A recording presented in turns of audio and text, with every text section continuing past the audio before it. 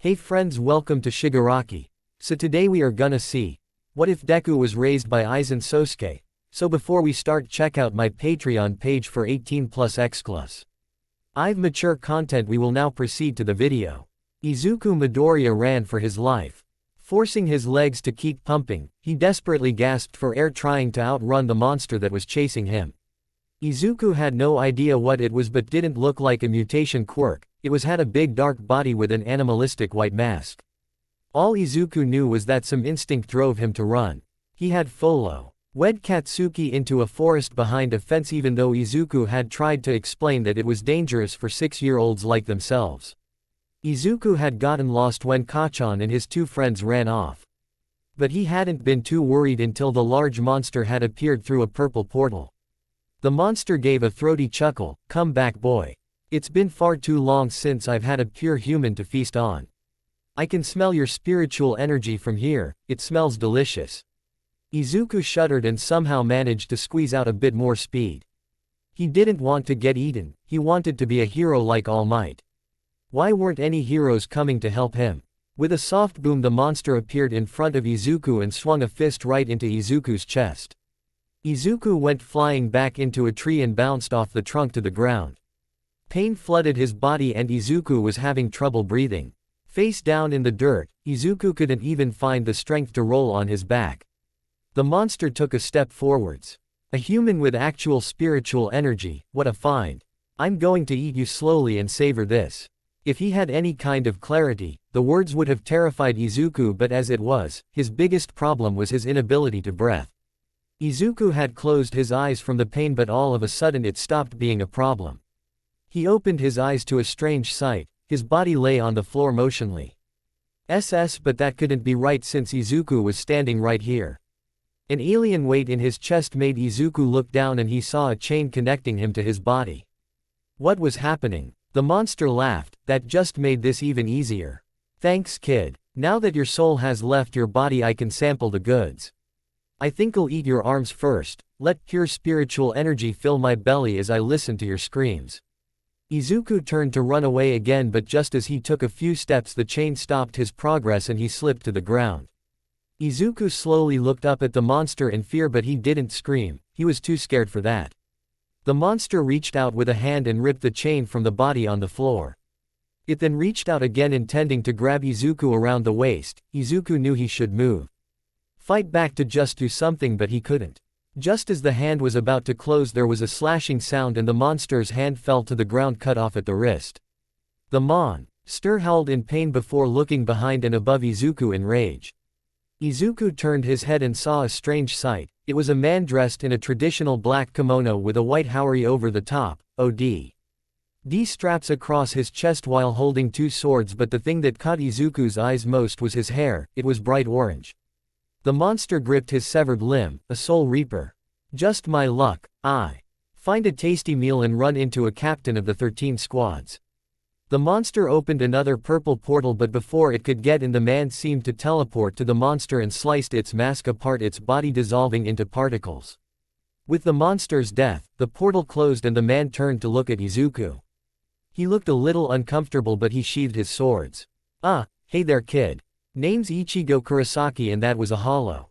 Izuku had absolutely no idea what was going on, but he was happy that he was saved.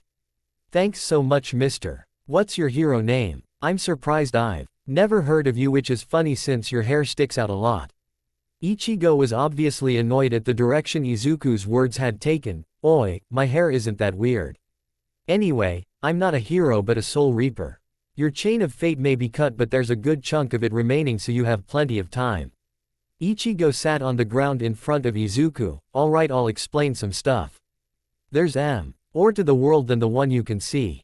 Souls exist as spirits, and when a person dies, their soul remains. A soul reaper escorts those souls to a place called Soul Society. It's an okay place, especially once Orihime got there." Ichigo's face took on a distant look. She saw the condition of the districts and really whipped the 13 squads into shape by making them help the citizens. Ichigo shook his head to clear it of his stray thoughts. "Sorry, got distracted thinking of my wife. Anyway, that hollow was also once a human soul." Hollows form when a soul has a purpose it needs to fulfill, such as looking after family. That may sound nice, but since souls can't really interact with people, many souls can't cope and lose themselves, and usually their goal becomes an obsession. Izuku raised his hand. What's obsession mean? One of Ichigo's eyebrows twitched, but he answered calmly, it's obsession, and it's something a person wants really, really badly, more than anything else in the world. Anyway, when a soul gets like that, they transform into hollows and become hungry. They feed on spiritual energy, and since they are obsessed, since they think about their family all the time, that's who they eat first. Izuku looked a little green at the thought. He could never do that to his mum. Ichigo got to his feet and his face was grim. Okay, now that you know the basics, I'll send you onto Soul Society. For what it's worth, I'm sorry, kid. Izuku scrambled to his feet. Wait, what? I have to go home and see my mum. It's nearly night time and she hates me being late. Ichigo briefly closed his eyes. Look, kid. Don't you remember what I said about hollows? If I don't do this, then you might turn into one. Do you want that? Izuku looked scared at the thought, but his lip stuck out stubbornly. No, I don't want to be a monster, but I can't leave mum. She thinks I don't know my dad's dead. She says he works overseas, but she's sad when I ask about him. She needs me. I gotta protect her and be a hero. Izuku's words struck a chord inside of Ichigo. Ichigo knew what it was like to lose someone and protecting loved ones. He knew all about that too. It was going against his Miss Ion's orders, but that wasn't something new. The stubborn look in Izuku's eyes also brought forth long-buried memories of another teenage boy, one who was taken from life long before his time. Kazui. Ichigo shook his head and stamped down on the impulse to recall the times spent with his dead son. If he didn't stop this soon, then he would be a moody mess for the rest of the day. Ichigo could also picture Orihime's face when he explained all this to her, and he hated disappointing her, even if she hadn't been cleared with all of Izuku's details. Ichigo sheathed his swords again. Okay, kid, I have an idea. If I leave you like this, you'll eventually become a hollow, and that can't happen. The only other choice is for you to become a soul reaper like me. Do you want that? Izuku looked halfway convinced already, but he said, if I become a soul reaper, can I stay with mum? Ichigo scratched his head. Well, there is something called a substitute soul reaper, and it's someone who lives in the human world but deals with hollows. As the captain of Squad 7, I have the authority to make you my squad substitute. So yes, you can stay in the human world, but first we'll have to talk to my friend Kazuki. He'll be able to explain things better. Izuku had stopped listening when he heard he could stay with his mum. He was now bouncing on the spot in excitement. He was going to get powers. It wasn't a quirk, but it was something at least. Maybe Kachan would be his friend again. Ichigo had a faint smile on his face as he watched the excited kid. Hey, wanna tell me your name now? Izuku Tree. Dita paused and looked at Ichigo, but that was hard to do mid-jump. He landed a little awkwardly and looked embarrassed. Oh, sorry, Mr. Kurosaki, I'm Izuku Midoriya. Ichigo held out a hand. It's nice to meet you, Izuku. Just call me Ichigo. Now we better hurry before your mum freaks out. XXX. Kazuki Urahara had no idea what to expect when he saw Ichigo turn up at his shop carrying a young boy's soul in a piggyback and what looked like the soul's body under one arm, but being asked to turn the boy into a soul reaper wasn't it. Flicking out his fan in front of his face, Kazuki said, well, young Midoriya, I admire your bravery, but this is very dangerous. To become a soul reaper so fast, I'll have to use my shattered shaft. There is a big risk that you turn into a hollow if you can't find your powers in time. Are you sure you want to try? Izuku had generally been described as a crybaby, but at his core there was a layer of strength that even he didn't know was there. That meant that when faced with the choice of seeing his mum again or not, he found the strength to take the hard path. Izuku gave Kazuki a single, resolute nod, and Kazuki sighed before leading Izuku to his underground basement. Since Izuku had said that he was 6, Kazuki didn't simply drop him into the shaft like he had with Ichigo all those years ago, instead lowering him with a rope. That was something that Ichigo noted but didn't comment on. It wasn't the time. Next time though, Kazuki was getting a kick to the head. Kazuki looked down the shaft at Izuku. Remember, enter your soulscape and find your soul powers. You have to hurry. XXX. Izuku had no real idea what he was doing. All he had been told was to enter his soulscape, but he didn't know how to do that. He looked around the shaft he was in and was inking about how to go about things when a sharp pain hit him. Izuku snapped to look at his chain, which had developed tiny mouths and was eating the chain faster than before. Panic filled his mind as pain filled his body, and Izuku fell on his back, unable to do a thing. How was he going to do this? How could I think he was strong enough to be a hero? Was Kachan right? The pain was reaching a fever pitch when Izuku felt a strange presence in his mind. Is this the limit of my new host? Are you really so weak? What was that? Was he going crazy? No, I am your Soul Reaper powers. Let my voice fill your mind and follow it. Do you trust me? For a reason he didn't know, Izuku did trust the voice. He let it fill his head and closed his eyes. When Izuku opened his eyes, he wasn't in the shaft anymore. He was standing in a forest, and in the distance a large mountain could be seen. It looked tall enough to reach the clouds.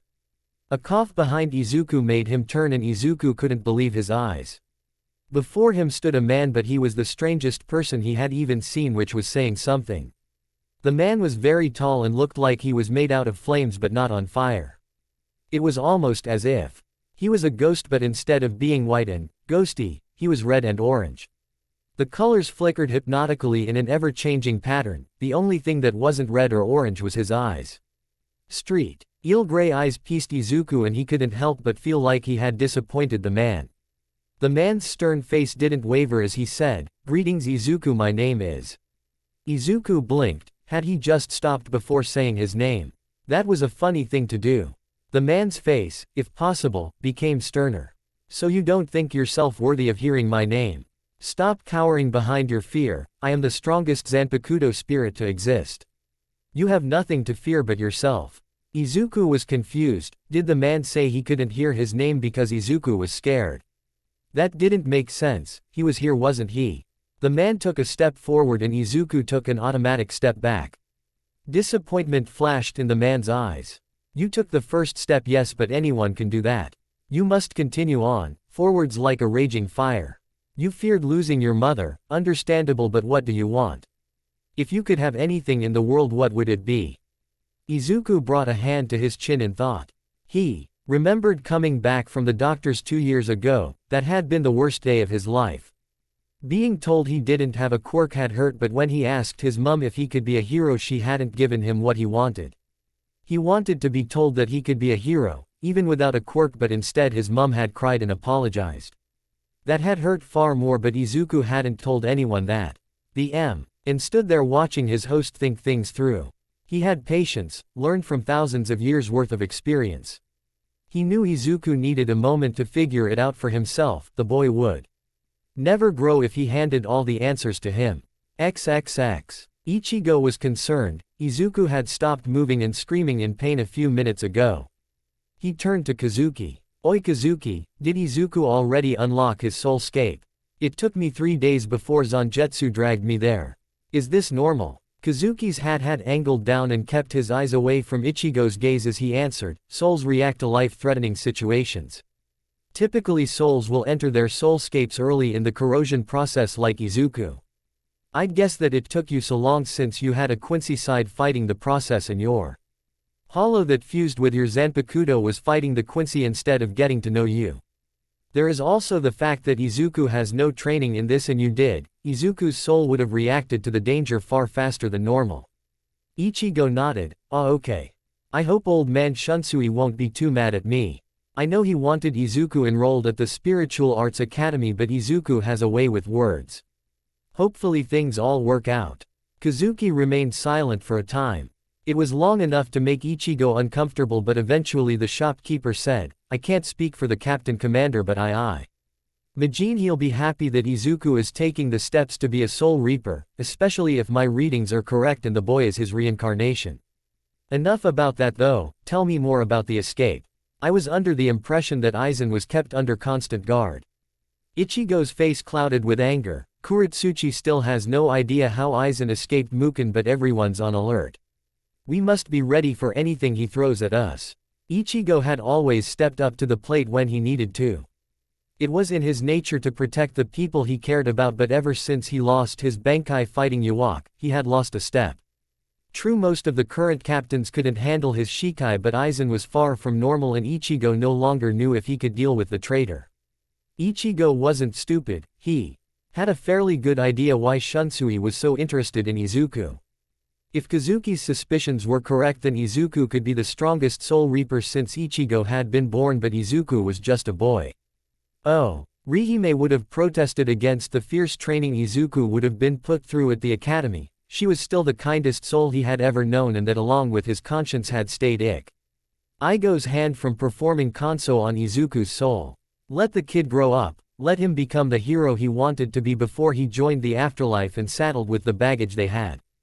XXX. What did he want most? Izuku wanted to help people. He wanted to be a hero. It had been his dream ever since he could think. All Might was just that cool. Izuku looked up at the man. I want to help people with a smile on my face. That's what I want. A small smile graced the man's face. And how will you do that if you can't say my name? You already know it, Izuku, I don't need to tell you. Izuku gained a determined look on his face. You and me. We can be heroes. It's like you said before, don't stop moving. Will you help me become a hero, Ryujin Jaka? The man's smile became a wide grin. This kid was finally getting it. I will stand with you, Izuku. Together, nothing can stop us from reaching our goals. Now that you know my name, the corrosion of your chain has stopped. You're a Soul Reaper now, Izuku. Make sure you ask Kazuki for an Asachi so that you may access my full power. Now go forth and take this world by storm. Izuku opened his eyes and realized that he was back inside the shaft. Looking at his chest, he saw that the chain was gone, but he wasn't in pain anymore. He let out a whoop of joy and he saw both Ichigo and Kazuki looking down at him. Hey guys, I did it. I got my Soul Reaper powers. Can you bring me up now, please? XXX. All for One was a busy man. He had so many plans and countermeasures in motion while trying to run his criminal empire that he rarely had time for himself. Most of that free time was spent training young Tamura, cultivating him into someone worthy of replacing him. That wasn't the most pressing thing on his mind though, it wasn't even All Might on his vengeful quest, no, it was finding a way to explain the weird things he had been seeing lately. The best way to describe them would be ghosts, but All for One had no time for such things. There was always a sensible explanation for things. He was sitting in one of his many offices hidden around the world. Most of them had the same interior. It made planning much easier if the settings were familiar. IT could be described as a typical office belonging to any CEO on the planet, but with one difference. The floor had electrical wiring through it, allowing him to shock anybody he wanted with impunity. His large oak desk was generally kept clean, but today it had a folder containing details about the latest bunch of UA students and their quirks. He always kept an eye on the aspiring youngsters looking to make their mark on the world, plus if any had any quirks he just had to have, chances are they would be at UA. His train of thought was derailed when a purple portal opened in his office and he was on guard at once. That was nothing like Kurogiri's quirk. Whoever this was, it was definitely an intruder. All for One saw a man walk out and his first thought was that he didn't look all that threatening, but then something slammed down on his shoulders and All for One was forced to the ground. Looked like his first impression was wrong. The intruder sat down in his guest chair and looked faintly amused. Don't get up on my account. My name is Sosuke Aizen and I believe I have the answers you seek. All I ask in return is that you take an interest in a young boy called Izuku Midoriya. The Rashur relented and All for One managed to get back to his feet. Maintaining what was left of his dignity, he sat in his chair and looked at Aizen. What makes you think I'll listen to anything you have to say? Aizen smirked at All for One, because I can explain exactly why you've started seeing ghosts. And also why your power has started growing at an accelerated pace. All for One was curious. He could admit that, but he had been operating in the shadows for too long to be naive enough to presume this was a friendly meeting. Still, he coveted knowledge and right now it looked like he was going to get some in exchange for keeping an eye on some kid. It was too good a deal to pass up. XXX. Now that you are a proper Soul Reaper Izuku, your soul form will be able to enter and leave your body. That means that when your body grows, your soul will too. Kazuki left out the detail that Izuku's original body had died for a short while and that he had used that as an opportunity to make some changes to it. It was unethical, but Kazuki had never been one to falter while working for the greater good. Kazuki had used a defibrillator that he had lying around in his shop to restart Izuku's heart once the changes had been made. They allowed Izuku to use his soul powers while in his body, which would be needed if Izuku was going to become a hero, which was all the rage these days. Kazuki had also placed a soul energy limiter on the back of Izuku's hand in invisible ink. Imbuing the ink with a touch of spiritual energy made it permanent and meant that Izuku's energy was reduced by roughly 80%. Izuku's energy levels weren't that high currently, but Kazuki was sure that Izuku's progress was going to be scarily fast, just like Ichigo. Kazuki theorized that since Ichigo's soul was still tied to a living body, it had the same ability as a human body to adapt to situations quickly.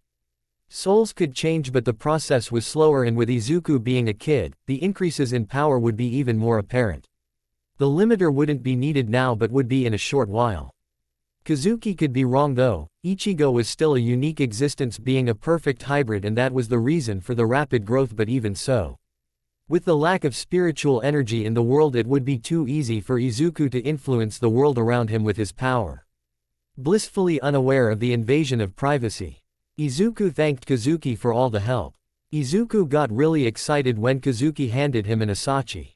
Listening to the instructions given to him by Ryujin, Izuku focused on the feeling on power inside of him. It took a while, but eventually he could feel what Ryujin called his spiritual energy. Taking it, Izuku channeled it into the sword, and keeping the pace up, he could feel Ryujin being in tune with him. Though it was just Izuku's voice in the air, it was both of them that said, "Reduce all creation to ash, Ryujin Jaka." It was a good thing that they were still in Kazuki's underground area, since a massive burst of fire erupted from the blade that Izuku was holding. The flames soared through the air and hit a boulder, heating it red in a matter of seconds. With a yelp, Izuku lowered the amount of energy he was feeding Ryujin and the flames died down. Taking the chance to inspect the new blade, Izuku saw that it was shorter than what Kazuki had given him, but the handle purple with an ornate oval hand guard. That form is basically what I looked like 2 centuries ago when I died with my former host. The blade itself is shorter, more a tanto than a full blade, but that shouldn't be a problem. Izuku was far too busy looking at his new sword to notice Kazuki and Ichigo standing a short distance away. Ichigo was troubled. "You were right then, Izuku is the reincarnation of Old Man Yama. Oh man, Shunsui is going to be pissed that I stopped him from getting to teach his old sensei." Kazuki shook his head. "That shouldn't be your biggest concern. Instead it should be how Aizen will manipulate things to get his hands on Izuku. The wielder of Ryujin Jaka is a force to be reckoned with, and since Izuku hasn't seen Kyoka Suigetsu and has the potential to use Bankai, you should worry about Izuku getting to keep his childhood happy. Remember what Aizen did to you when he thought you were getting soft." Ichigo's face darkened. "I won't let that happen, not to another kid. The pain of losing your mum is something that never leaves you." Kazuki's eyes fell on Izuku's excited 6-year-old face. "Let's hope you do." When Yamamoto was born and Ryujin Jaka came about, it took 1,000 years for a Soul Reaper to be born that was stronger than him. Izuku may be our best chance against Aizen, especially if you can't use Bankai and Aizen can. All for One drummed his fingers on his desk while deep in thought. "So just to make sure I haven't misunderstood you, quirks were birthed from latent spiritual energy in humans. That energy mutated into quirks 50 years after the death of this Soul King, correct?" Aizen nodded. "And that's why you are now able to see ghosts. By taking quirks, you are taking spiritual energy, and recently you crossed a threshold of power. Keep taking energy, and I theorize that in time you might even be able to take Soul Reapers and Bakudos. I'd like to see the limits of your power." All for One could see Aizen's point. He hadn't known Aizen too long. But men like them always had an angle to play, a scheme to plot. Aizen needed his help with something but couldn't come out and say it. It would make his position too weak. "Why would I bother with your world? I control most of mine through crime and blackmail. I'm in charge here and at the top of the food chain." Aizen leaned forward in his chair smirking, "Because I took the time to watch you, Shigaraki. I've lived for centuries, and when one man started controlling the trade and acquisition of quirks, I knew it was someone I should keep tabs on. I've followed your life for a long time, and one thing I know about you is that you have an insatiable appetite for knowledge and power. You might be content for the moment, but now that you know there is more out there, it will draw you back in like a moth to a flame. You want to see everything, and most importantly, take everything. You can't walk away from this, and I'm your best shot at reaching the top. All for One had lived for a long time. He had taken a quirk that could convert fat cells into livable years, and he'd had a century of experience dealing with people, but he hadn't met anybody like Sosuke Aizen. The man was too slick, too sure of himself, but also had the strength to back it up. It was almost like facing off against himself. If Aizen had watched him as closely as stated, then there was no real point arguing the point.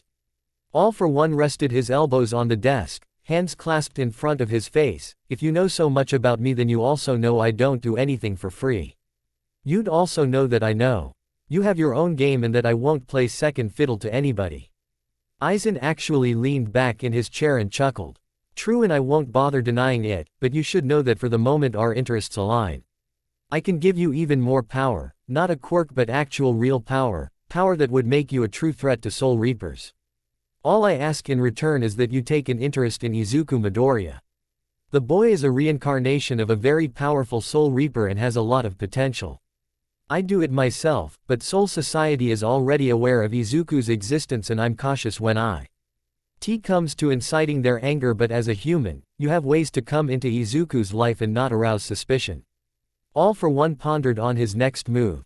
He knew that his schedule had been shot to hell since Aizen's appearance in his office, but that was the furthest thing on his mind.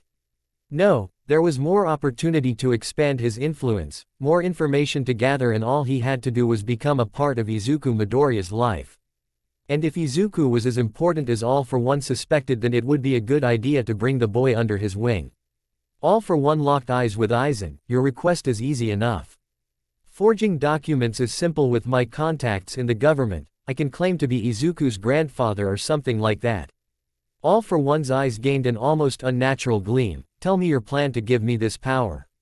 Quote. Aizen smiled. Everything had gone as he'd planned. He raised his hand and concentrated. A flash of blue light shone, and when it blinked out, a small blue orb appeared in Aizen's palm. Let me tell you about a man called Kazuki Urahara and a process called holification. XXX. Inko Midoriya couldn't remember when she had this happy. It had been 2 weeks since Izuku came home with Mr. Kurosaki, and her boy was over the moon because his quirk had manifested. The change in Izuku's life was so sudden that it was almost jarring.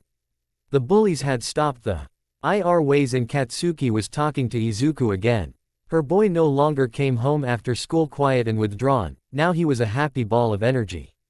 She had always known that life wasn't fair, but nothing had hammered that lesson home more than when Izuku had been diagnosed as quirkless. Her boy just wanted to help people, and when he had reached out to her for reassurance, she had failed her son. Hindsight was always 20/20. And it was only few months after that she had realized her mistake. Once she had immediately told Izuku that he could be a hero, but the damage had been done. Izuku didn't believe her. It was obvious that he thought she was just trying to be nice. She had stepped on her son's hopes and dreams, and the guilt had driven her to stress eat. Now though, her son was positively burning with energy and life, and seeing that eased the guilt in Inko's heart. She was busy preparing Izuku's favorite katsudon for dinner. It was a surprise since Izuku was currently at Katsuki's. The boys had renewed their friendship, brash as Katsuki could be, and usually spent their time practicing with their quirks. She had just put the rice on when the doorbell rang.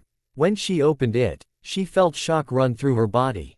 A man who looked an awful lot like an outdated version of her Hisashi was standing there with a nervous smile on his face. Hello, we've not actually met before, but I'm Todo Midoriya, Hisashi's father. I know this is out of the blue and that I had my differences with my son, but I've only just learned that I have a grandson. I'd like to meet him if possible. Inko blinked in surprise. Hisashi had greatly disliked his father, and as far as she knew the feeling was mutual. Why on earth would her father-in-law be here now? Sorry, but I don't believe you. My late husband cut all ties with his family. Why would you try to care now?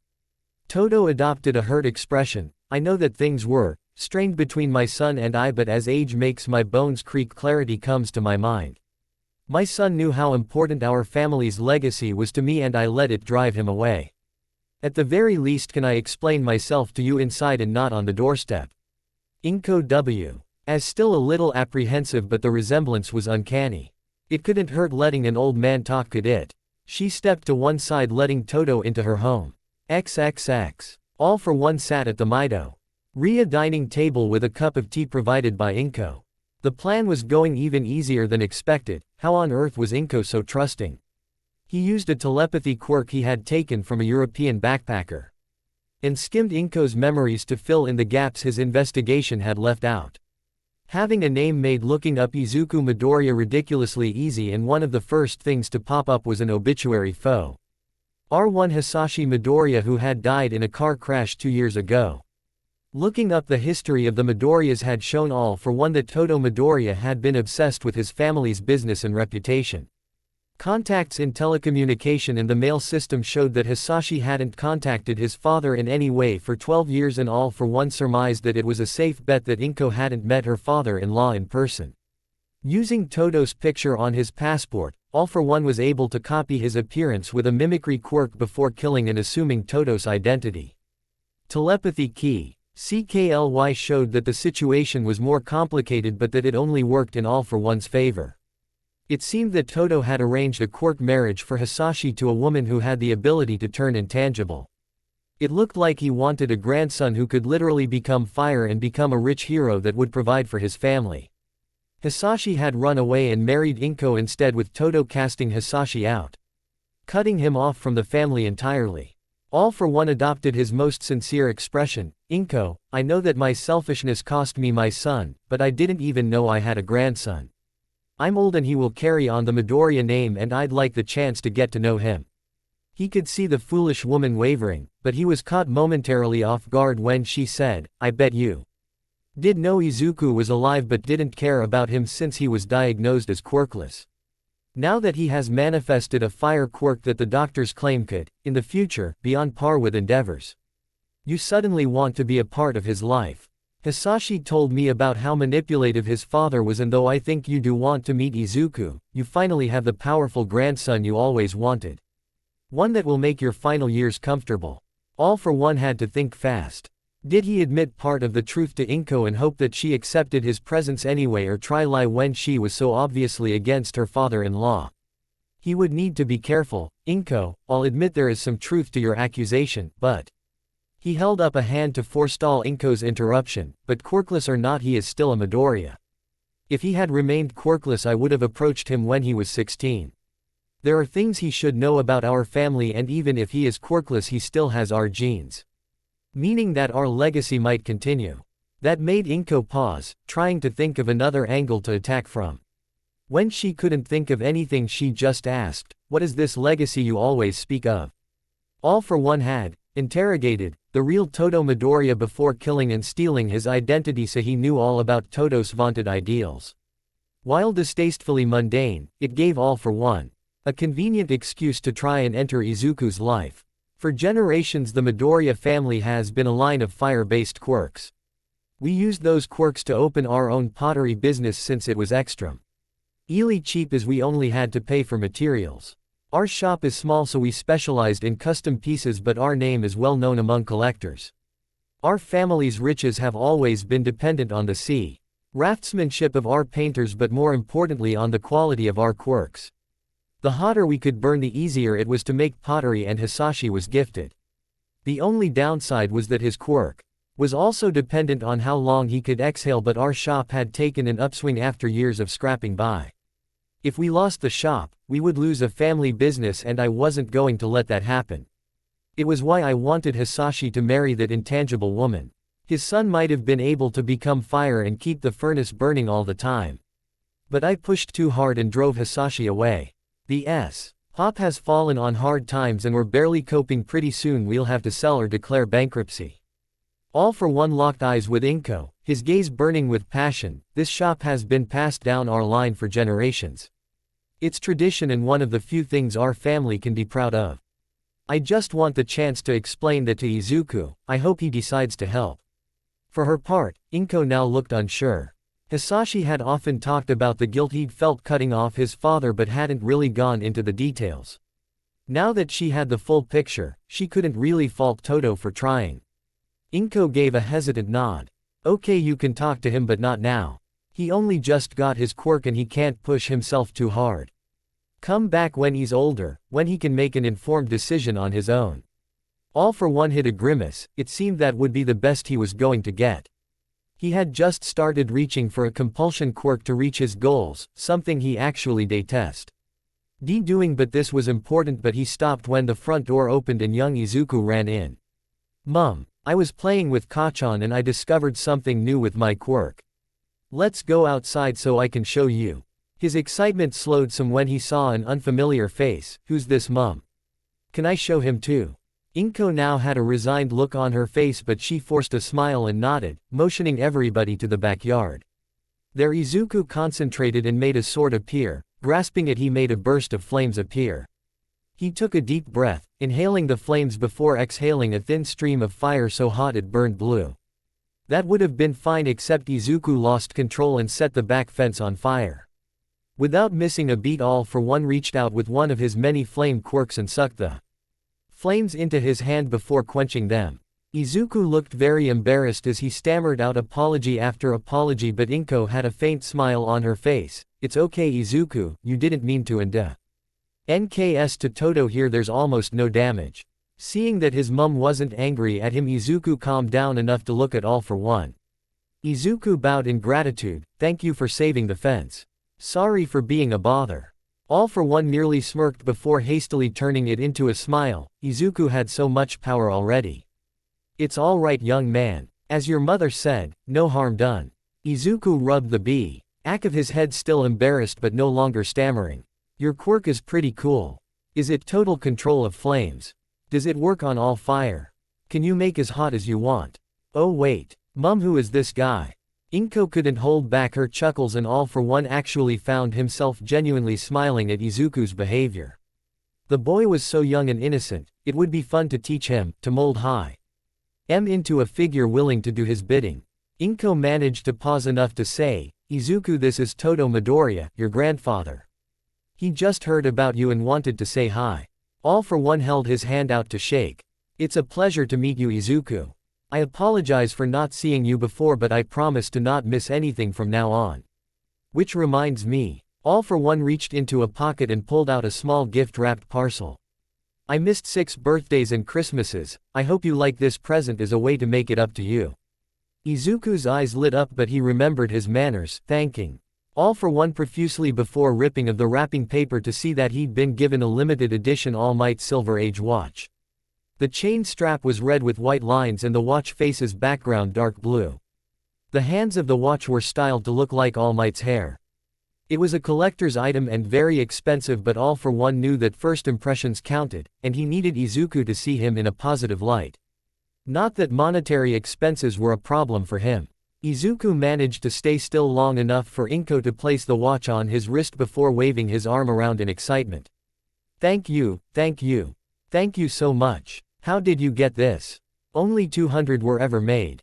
All for One smirked. I'll go into the details later, but one of my clients paid for some of my work with that when he heard I was trying to think of a gift for my grandson. How lucky was that? The story was a complete fabrication, but no one needed to know that. It would help show Izuku that All for One was dedicated to his grandson's happiness, and gave Inko a reason to see that the gift was a coincidence and that he wasn't lying about the shop's misfortunes, but that he was still trying to make up for his past mistakes. Izuku managed to tear his eyes off of his new watch to look at All for One. Thanks again. Hey, you never answered my questions. What is your quirk? All for One held out a hand and a small flame sprang up. It's pyrokinesis. I can control flames easily but can only produce a small amount, but if there is a fire nearby I can use that instead. Izuku's eyes, if possible, sparkled even more. Wow, that's super awesome. You could do so much with a quirk like that. Do you have any pointers in controlling fire?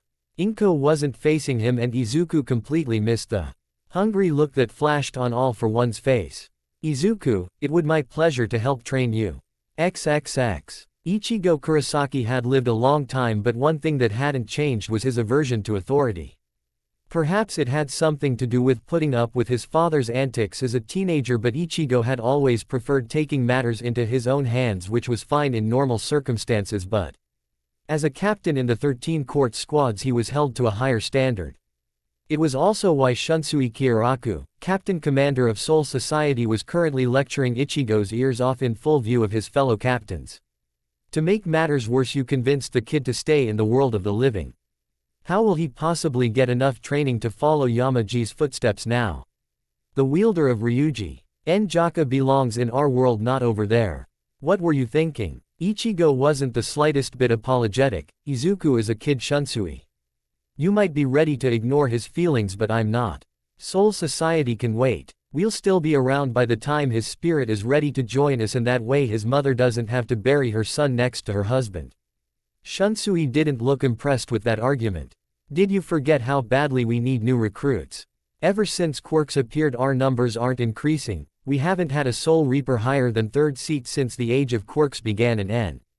How you let a golden opportunity slip through your fingers. I understand that the kid's mother would be devastated, but human lives are so short. Izuku would outlive her several times over. Better to cut his ties to the human world early. Ichigo couldn't believe what he'd just heard. Was this the same man who'd risked the wrath of old man Yama at Rukia's execution? Where was the guy who put everything on the line to stop Leal? I refuse to believe that you mean that. If you do, then it means that you aren't the same man I once knew, and if you try to push this and abduct Izuku, then I'll stop you. You're focusing so much on Izuku being Yamamoto's reincarnation that you forget that Izuku is his own person and has his own wants and dreams. I'm warning you, don't push this. I don't want to fight. Shunsui had lowered his hat so that his good eye was out of sight. You are dismissed, Captain Kurosaki. If you won't listen to reason, then go back to the world of the living and train Izuku yourself. But if something happens to the boy and we lose this chance, then you will be arrested for dereliction of duty. XXX. Ichigo had spent the whole day setting up a basic room at Kazuki's, seeing that his new mission would probably be a long one. He'd also gone over basic lessons to teach Izuku with Kazuki and Yoruichi, things like spiritual energy control and basic sword techniques. More advanced things like flash step could come when Izuku was a little older. Leaving his Gigai behind, Ichigo flash stepped his way to Izuku's house at roughly 9 p.m. Kuretsuchi had recently put together a sensor that monitored the Garganta and could accurately predict hollow sightings before they appeared. It was another reason why Ichigo was angry at Shunsui. They had known a hollow would appear near Izuku. But Ichigo had been ordered to wait until Izuku was a spirit. That Ichigo had taken creative license with that order by stepping in when Izuku's soul had left his body before Izuku could die was Aneth. Black mark on his record, but Ichigo didn't care. Orihime had given him her unconditional support when he'd explained himself, and really that was all that mattered. He stopped reminiscing when he found himself outside of Izuku's bedroom window. Ichigo tapped the glass until he had Izuku's attention, and he couldn't help but smile at the surprise on Izuku's face. Once Izuku had opened the window and let him in, Ichigo pulled on a spare soul glove. Okay Izuku, time for some hands-on training. Tonight it will just be you watching, but it should be educational. We're going hollow hunting. XXX. Uku was amazed at how awesome Ichigo was. Ichigo had run into something he called an Ijukas and used a bright light to blind the hollow before giving Izuku a pink plushie. Apparently with a secret code word, the plushie would activate something called Kido and turn Izuku invisible while also letting him float. Ichigo had raced off to fight the hollow, and Izuku had floated through the air watching. Ichigo hadn't let the hollow rest, using his speed to keep it off guard, and Ichigo's swords flashed in the moonlight. Ichigo was able to land cuts all over the hollow but hadn't taken a single scratch. Ichigo then used the teleportation thing to appear behind the hollow and used his bigger sword to stab through its head and out of its mask. Before Ichigo could finish it off, however, the hollow gave a horrible screech and Izuku felt a wave of spiritual power flood the air, but it didn't seem to make a difference since Ichigo ended the fight by swinging his sword up and cutting through the mask. Ichigo teleported in front of where he'd left Izuku but blinked in surprise before holding out his hand. Izuku. Kazuki made that plushie a little too well and I can't find you. Maybe you show. LD just hand it to me since he didn't tell me if there is a way to turn it off. Izuku laughed. Kazuki was funny like that but drifted over and gave Ichigo the plushie and becoming visible once again. Ichigo briefly turned invisible when handed the plushie but a swift cut with his sword and Izuku could see the bright orange of Ichigo's hair once again. Ichigo turned and gave Izuku a confident grin. Okay. So what did you think I did wrong? Izuku put a hand on his chin while thinking. Well, there was the fact that Ichigo had clearly not been going all out and that might allow the hollow time to escape and hurt people, and there was also the fact that all those cuts didn't seem to do all that much and Ichigo had used up energy needlessly, and there was also the fact that Izuku stopped his mbling when Ichigo lightly chopped him on the head. Geez kid, relax. This ain't an exam, stop overthinking things. Now what was one of the points you mumbled there? Izuku scratched the back of his head in embarrassment. Well, even though you cut that hollow all over it didn't seem to do all that much. The only real one was when you got the mask.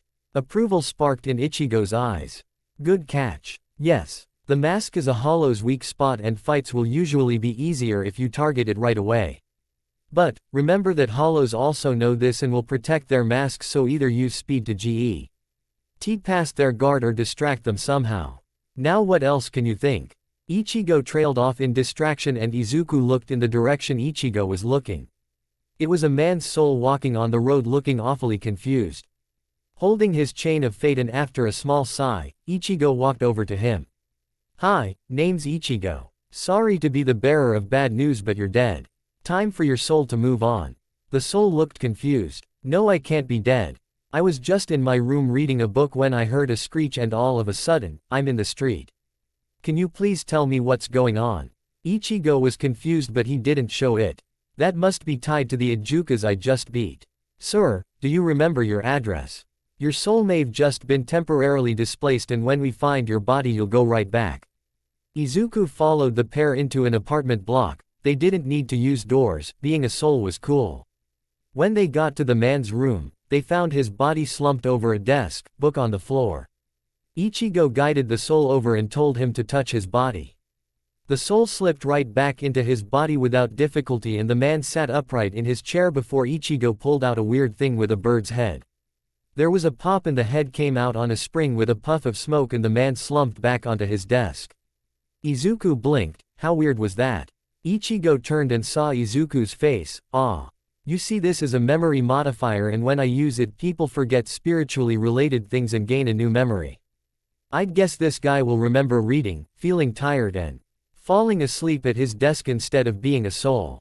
We keep things secret to protect ourselves as well as victims. Other people might think they're crazy if they start talking about soul reapers and ghosts. A sudden thought came to Izuku. That man's soul went right back into his body, no problem. Why couldn't I do that? Ichigo looked uncomfortable but moved forward and placed a hand on Izuku's shoulder. If your chain of fate hadn't been cut that might have been possible, but when it was you officially became separate from your body. I'm sorry this had to happen to you but there's no going back, not anymore. Izuku nodded and bowed his head, mind filled with strange thoughts. Did he want to go back? He had Ryujin Jaka now and his presence was like a warm glow in Izuku's chest. He had that others thought was his quirk and he had Kachan back, but Izuku wanted to be a hero and it looked like he had to be a soul reaper instead. As if reading his thoughts, Ichigo said, you know soul reapers live for a very long time. You have time to grow and become a hero, and while your human body gets too old and weak your soul will remain in its prime and you can become a soul reaper then. There's enough soul reapers to manage the balance of souls for the moment, and besides, being a hero is noble and good training for you. Ichigo ruffled Izuku's hair. Now come on, time to get you back before your mum finds out. That wasn't to be, however, since as soon as Ichigo had Izuku in a piggyback and Flash stepped into the air they both saw dozens of souls wandering around. With a soft curse that Izuku didn't hear, Ichigo took them both to the ground. Alright, we're gonna have to fix this before we leave. I'll give you this memory modifier before I take off to Kazuki's for a spare. I'll be right back. If you're too nervous to deal with the adults, just talk to the kids. Clutching the bird-headed modifier, Izuku looked around with a determined look. There were people who needed his help. XXX. Shoko Todoroki was having the most wonderful dream. She'd never been allowed out of the house without supervision, and now she found herself on the street outside, seeing all kinds of new things all by herself. She'd never seen a ramen stand on wheels before, but now she'd seen two. To make things even better, no one looked at her. She hated when people stared, it always on her scar. But these people didn't see her. This dream was the best. Hey there, do you need help? Shoko turned to see a boy her age with green hair and a big smile. She raised an eyebrow, and the boy's smile, if possible, got even larger. I know you must be confused, but it's all right now because I am here. Shoko couldn't help it. She put her hands over her mouth to stifle her giggles. This guy was such a fanboy. E-boy looked a little put out and his smile lost a bit of shine, but he still looked determined, enough to say. Okay, so that might be too much like All Might, but I am here to help. I bet you noticed things were a little different, right? People don't seem to notice you, which is weird since we're both kids and no matter what you say, they don't hear you. Shoko nodded. It wasn't that she couldn't talk, she just wasn't one to talk needlessly. Some of it was her and most of it was her father's training. Unless it was related to training, there was no talking in the dojo. The boy didn't seem to mind though. Oh sorry, I'm Izuku Midoriya. I can fix things now, I just need to lead you back and things will back to normal. Shoko looked a bit uncertain when she looked at Izuku. I'm Shoko Todoroki and I don't want this dream to end. I like not being noticed. Izuku didn't know what to say to that. He was 6 after all, but Shoko looked like she needed help. Well, it doesn't have to end yet. Have you seen the park at night? The bulbs they put in the trees are on and it looks like fireflies. Shoko shook her head and using courage he never knew he had, Izuku took her hand and led her to the park. It was a good thing Izuku was so focused on helping Shoko, otherwise he would have been too embarrassed to do anything. He still hadn't realized that he'd talked to a girl yet. When they got there, Shoko's eyes grew wide. The park looked completely different. The trees did look like they were covered in fireflies and the pond reflected the light as well as the moon. They sat on a bench for a moment, just enjoying the moment when Shoko said, "Thank you for showing me this. I know that this dream will have to end, but I'll remember this. It's a nice escape from my father." Izuku didn't know how to handle a statement like that, but he was astute enough to know that he should be careful with what he said. It's no problem, Todoroki. I'm glad I could help. A small smile graced Shoko's face. Can we be friends? I've never had one before. Izuku blinked. He knew how that felt.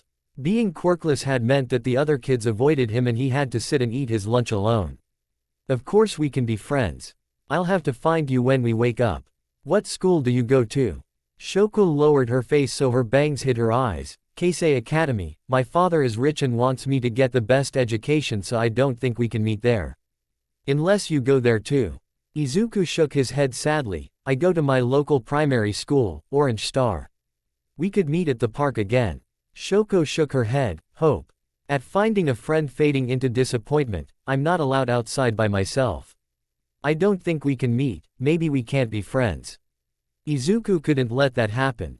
Sure, he had Kachan again. Izuku knew how bad it was being excluded at lunch and being last to be picked for anything in class. Shoko needed a friend, and besides, Kachan was still a bit too energetic for Izuku. Well, I can't think of anything.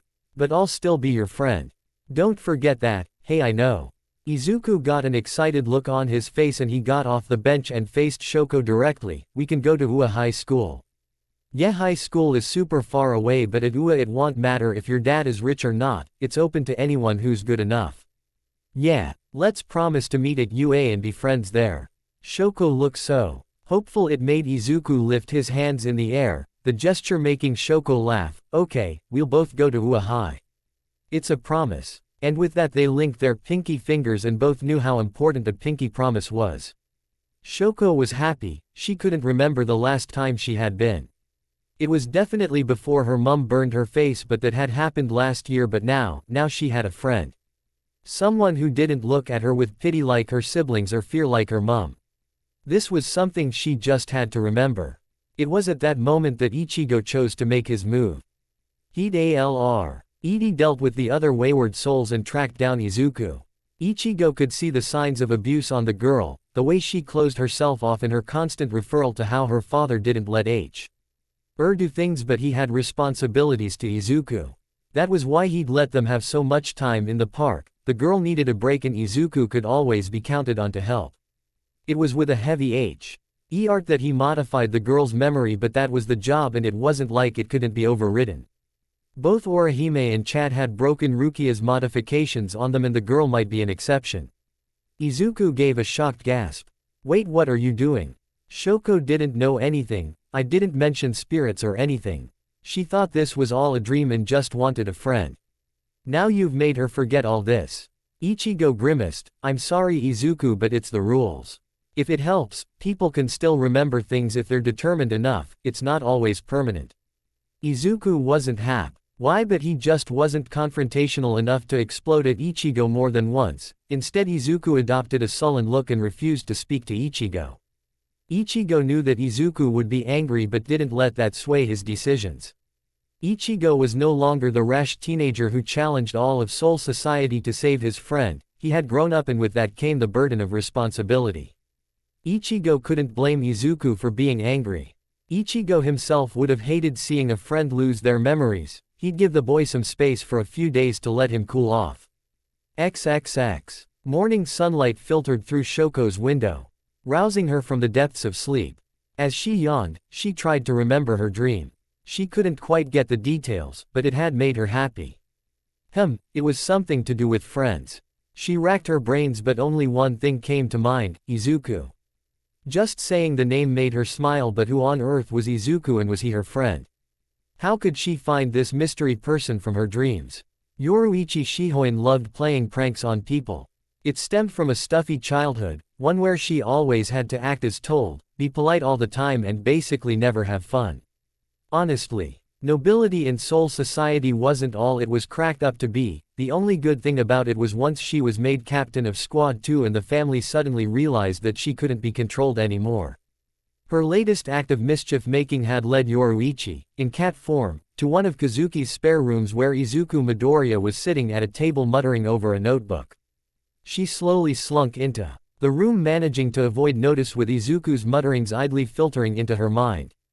If Flash Step needs you to compress energy into your feet and then releasing it, what would happen if I compressed energy into one foot? Would the Flash Step be the same speed or would it be slower? What if I alternated feet and keep up a constant stream of compression? Yoruichi was interested in spite of herself.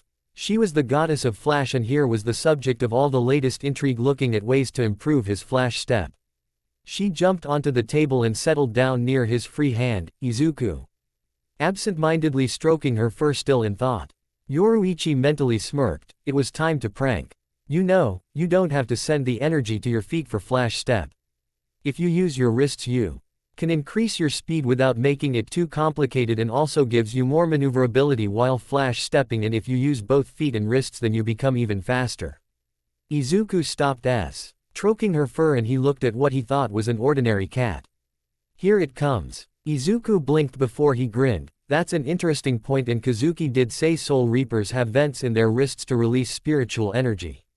Maybe that would help make me faster while not wasting energy. As Izuku once again started mumbling, Yoruichi was confused. This wasn't how it had happened in the past. Humans were supposed to freak out at a talking cat. Ichigo and his friends had been particularly memorable, but here was this boy just taking it in his stride. Yoruichi leapt to her paws. Wait, hold on. Aren't you supposed to be freaked out by a talking cat? Izuku stopped his mumbling and looked at the cat. Well, not really. Quirks are so weird these days. Did you know the principal of UA High School is a short guy that looks kinda like a dog or small bear? For all I know, you could be the same. Izuku chuckled as the cat scrunched up its face, before turning back to his notebook. For her part, Yoruichi was mildly annoyed. This kid was supposed to be getting pranked and he'd turned it back on her without any effort. There was only one option left if she wanted to win here today. Without further ado, she turned back into her human form, right on the table in front of Izuku. Izuku yelped and scooted his chair backwards slightly. Yoruichi grinned victoriously as she saw the boy's face grow red and his hands flew up to his face when he saw her natural beauty. She started rolling on the table laughing when Izuku fell off his chair before she felt something land on top of her, judging by the feel of it. It was a rug covering her nakedness. Oi crazy cat lady, stop corrupting Izuku. Yoruichi rolled onto her belly and looked up to see Ichigo. Ah come on Ichigo, where's your sense of humor? I remember you enjoying it when I did it to you. Did you ever tell Orihime that she wasn't the first naked woman you'd seen in person? Ichigo frowned. I remember freaking out over how crazy you were, and if you want to go down that road then I'll just have to tell Kukaku all about that party that happened 20 years ago. Yoruichi shuddered. The last thing she needed was Kukaku to find out just how much of a fool she'd been at that party. Yoruichi scowled. Alright sheesh, calm down. No need to be a wet blanket. What brings you here anyway? Ichigo smirked. He'd gotten bet at handling the wild woman over the years. I was thinking of having a little spar with Izuku. Don't worry, I'll take it easy, but I've always found it better to learn by doing rather than sitting in a lecture. Yoruichi took on a surprisingly serious face. Just make sure to be careful, he's 8 not 15 like you were when you started training to be a Soul Reaper. XXX. Izuku wasn't sure what he was doing wrong. He was pushing out spiritual energy out through his wrists as well as from his feet, trying to improve his flash step, but it wasn't working. He'd have liked to sit down with his notebook and analyze what he was doing and try to figure what he was doing wrong, but Ichigo wasn't giving him a moment's rest. Come on Izuku, show me how fast you are. I know you have more spiritual energy than what you've shown me. Izuku grit his teeth and pumped more energy into his feet and wrists, trying to flash step behind Ichigo and tag him, but Ichigo saw it coming and dodged away. Come on kid, push yourself harder or you'll never be the #1 hero. Instead of driving Izuku past his limits, it had the opposite effect, with Izuku adopting a frustrated face with angry tears filling his eyes. Yoruichi swooped in and chopped Ichigo on the head. Shut up idiot. Not all of us are freaks who learn instinctively in the middle of fights like you. Go stand over there, I'm taking over. I'd have been here earlier but Kazuki moved my closest.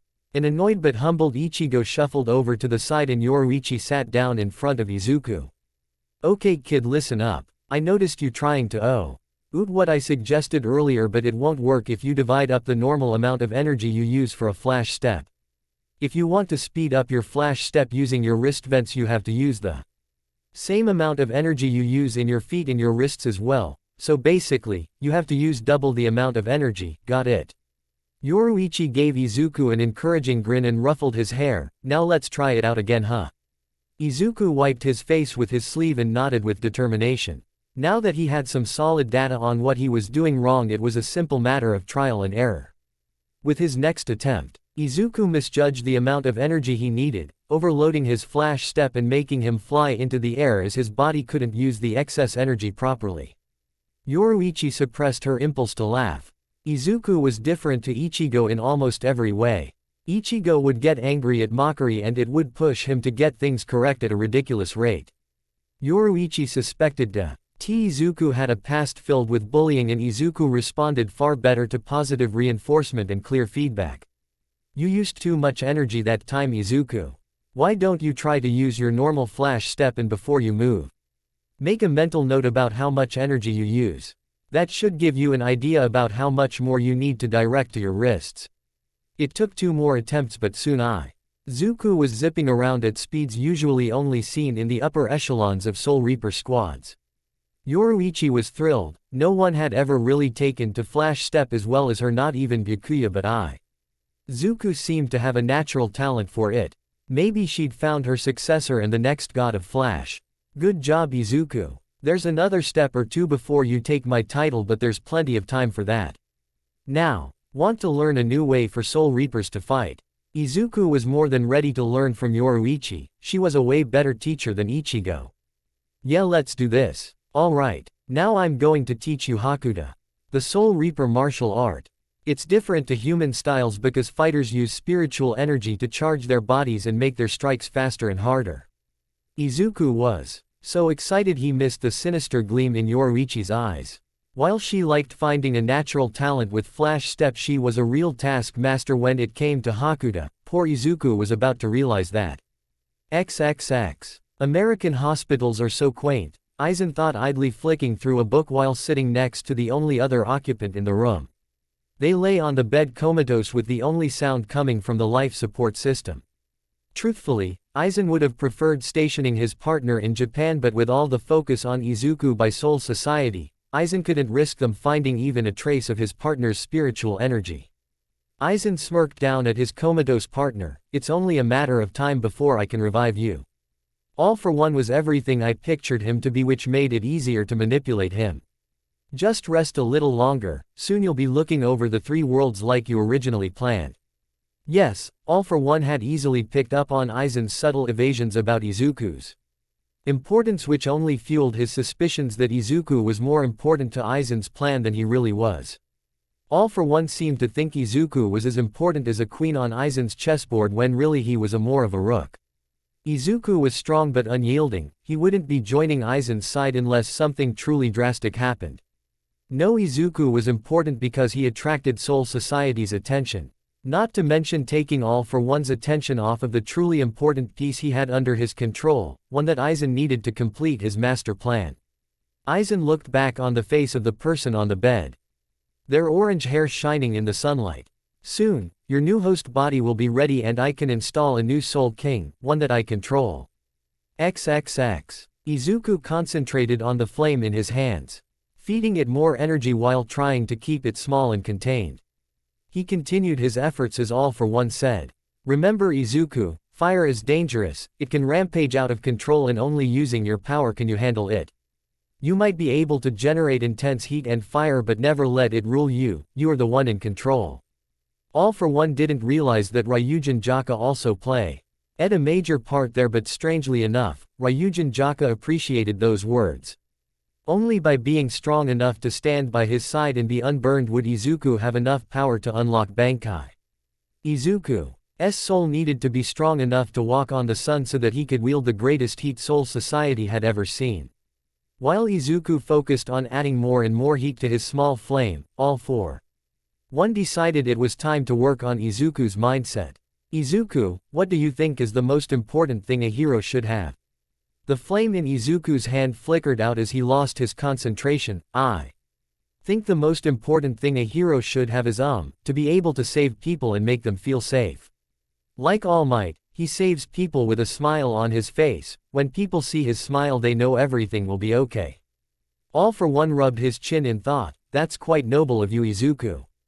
I know a lot of kids would say things like being the strongest or the most popular, and some kids I'd say being rich, but you think heroes should only care about saving and helping others.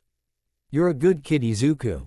I only asked you because there is plenty of heroes out there that aren't as good as you. For example, that new rookie Uwabami seems more concerned with her new TV show and her looks rather than helping others. All for One adopted a frustrated expression. It just annoys me when these people call themselves heroes but don't act like it. It's almost like once being a hero became a job, people stopped holding heroes to the standards they should be kept at. Izuku saw his grandpa's face and thought about what he'd just heard. It was true, while All Might was a real hero, there was a lot of heroes like Uwabami. It was something that Izuku hadn't really thought about before, but the more he thought about it the more it annoyed Izuku. Those heroes should be better. Being a hero was the best and it seemed like they didn't care. That made Izuku all the more determined. He looked at All for One with a serious face. I've decided, Grandpa, I want to be a hero, not just like All Might, but to be such a good hero that the other heroes would either have to step up their game or retire. All for One rubbed Izuku's head fondly. That's going to be difficult, Izuku, but I believe you can do it. All for One motioned for Izuku to resume his fire training. It was all coming together now. Yes, now I've planted the seeds. Make Izuku begin to doubt the standards of heroes. Let him naturally come to the conclusion that things have to change. If I can engineer a situation where a hero fails and it's captured on TV, then I can use that to subconsciously influence him that heroes aren't all they're cracked up to be. Aizen is clearly setting up something big concerning this Soul Society. And I need a weapon capable of fighting that side of things. XXX. Shoko Todoroki rarely got the chance to talk to her older sister. Her father always tried to keep Shoko separate from her siblings. Shoko always treasured the moments she got with them, especially Fuyumi. Now that Mum was gone, Fuyumi was the only other girl in the house, and aside from her teachers at school, Fuyumi was the only female role model in Shoko's life. Today was a rare day off for Shoko. Endeavor had been called to help evacuate civilians from an earthquake several miles away and would be kept busy for the rest of the day. Shoko intended to use her time wisely and try get to the bottom of her latest problem. Shoko knocked on her sister's bedroom door. "Fuyumi, can we talk for a bit?" The door opened. "Of course Shoko, come in." Shoko sat on Fuyumi's bed and fidgeted. She was never one for small talk and she wasn't sure how to start. For her part, Fuyumi merely smiled softly, her sister so rarely reached out, and Fuyumi was determined to make the most of this. Fuyumi sat down next to Shoko. "So what can I do for you?" Shoko dithered for a little bit before she said, Can you dream of people you've never met?" Fuyumi blinked. "That was out of the blue, I'm not sure." "Why do you ask?" "Sometimes I dream about someone called Izuku. I never see his face but I know he has green hair. All I know is I don't think I've ever seen this person. So why am I dreaming about them?" Fuyumi didn't really have an answer. "That's interesting, maybe you did meet this Izuku but forgot about it. Maybe he's a student at school or even someone you passed on the street. How do you react when you see Izuku?" Shoko shrugged. "I don't know. Sometimes it's good to see him and sometimes I feel sad for some reason. I just wish I knew why." Fuyumi slung an arm around her little sister. "I guess it's something you may never figure out but I hope you do. Now how have you been?" Shoko tensed slightly under Fuyumi's arm. Shoko knew that her father was harsh, that her training was more intense than it should be but she just couldn't tell Fuyumi the truth. Fuyumi only had a small idea about how rough training was and Shoko didn't want her sister to look at her the same way Natsuo did. Shoko might not know the word pity or its definition but she was all too familiar with how it looked in people's eyes. It was a look she detested. She was stronger than people seemed to think. Natsuo treated Shoko like she was one of Mum's china cups but he didn't need to. Shoko had thought about not becoming a hero just to spy. Endeavor but something in the back of her mind made the thought of going to High appealing but if she did go there then she would use only her mum's quirk. "I've been good sis, school is okay and I'm still getting the top scores." Above Shoko's sight line Fuyumi's face was downcast. Shoko hadn't let her in this time. Fuyumi knew just how hard her father was pushing Shoko and desperately wanted Shoko to let her in. Enji Todoroki was a lousy father but the pro-hero Endeavor had a lot of contacts in the government which meant that spilling the beans on the abuse wasn't going to work but Fuyumi wanted at the moment was to be the big sister Shoko could depend on. Both girls looked up as a knock sounded on Fuyumi's door. "Hey you two, you should know that the front gate just opened. Father's back and you know that he doesn't like you two talking." Fuyumi got to her feet and left the room. Greeting her father after he had finished work was a tradition and Endeavor never did like changes to his plans. Natsuo looked through the now open doorway at Shoko looking apologetic. "Sorry Shoko, I know you like spending time with Fuyumi." Natsuo trailed off uncertainly. He looked like he wanted to say more but wasn't sure how to proceed. Shoko got off Fuyumi's bed. "It's okay. You had to, we both know how father will react if he knew I'd spent time acting girly. I better get back to the training room." Shoko walked past her older brother, initially planning on just walking by but she looked up at Natsuo's face. He looked so sad, not at all with the look that Shoko hated. I didn't know why Natsuo looked so sad but Shoko raised a hand and pat Natsuo on the arm. "Thanks, big brother." Shoko continued walking to the training room, completely missing the megawatt smile now sporting Natsuo's face. Natsuo wasn't sure why Shoko kept him at arm's length but he loved his baby sister and getting that brief acknowledgement truly made his day. Natsuo had been there when Toya was being put through his paces. The day Toya had run away. Natsuo knew all about how tough his father pushed Toya and by extension Shoko. Fuyumi's quirk was far too weak to be of any use, she hadn't been put through Endeavor's paces despite Fuyumi saying that she knew how rough it was. She hadn't seen what he'd seen that day with Toya. Natsuo was determined to help Shoko, he couldn't lose his baby sister. Natsuo just wasn't sure what he could do when the obstacle in his way was his father. XXX. Rukia had lived long enough to know that Ichigo wasn't going to back down and that the commander's vague plan was only going to antagonize Ichigo's relationship with Soul Society. After 2 centuries of relative peace, once again Rukia could almost feel her loyalties tearing her apart. Rukia was the captain of Squad 13 and knew she had a responsibility to maintain the balance of souls and to her underlings, but could Rukia really stand by as her commander put together a plan for Squad 2 to assassinate a young boy? It was clear that something had changed, whether it was her commander or something else, but whatever it was, their leader was stressed. She knew all about the declining Ra for Soul Reapers to appear, and while it scared Rukia to think their way of life was coming under threat, was this really the answer? Yamamoto was a terrifying force, and if Izuku Midoriya had even a tenth of Yamamoto's old strength, he would be a strongest Soul Reaper born since quirks appeared. Rukia didn't know why Kiraku had taken such an extreme interest in Izuku, not even him being the reincarnation of Yamamoto could explain it. No, something else was happening behind the scenes. Something that had her normally cheerful commander uptight and scared. The Rukia of old would have already left to go warn Ichigo, but Rukia had a family now. Her daughter was training under her secret crush in Squad 10, and Renji stood steadfast behind his captain. Was her friendship to Ichigo worth more than her husband and daughter? Is Ichigo confusing Izuku with Kazui? It's possible, and if it's the case, then Ichigo will die before letting Izuku die, especially since he wasn't there to save Kazui from that hollow. How do I convince the commander that this is folly and will only make Ichigo our enemy? Katsuki Bakugo blinked as he looked at the sky, the spot where Izuku had just sent a blast of red fire. He looked over at Izuku with a slight glare. The hell was that? Shouting some number like a cosplayer nerd. Izuku rubbed the back of his head sheepishly. Sorry Kachan, but it's something I've been working on. You know how when I unleash my full fire the area generally burns? Well, I didn't like that, so decided to make some new moves. They let me use attacks that won't crisp everything up. I used Hado 31, Red Fire Cannon. Katsuki walked over to Izuku's side. 31. So you have 30 other attacks like that? Katsuki knew Izuku had power, but that he had difficulty controlling it.